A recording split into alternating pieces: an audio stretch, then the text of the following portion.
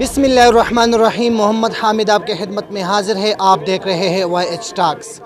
नाज़रीन, बहुत दुख और अफसोस के साथ ये वीडियो बना रहा हूँ।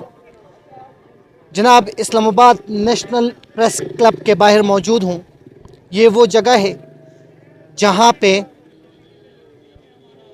बलूचिस्तान से आए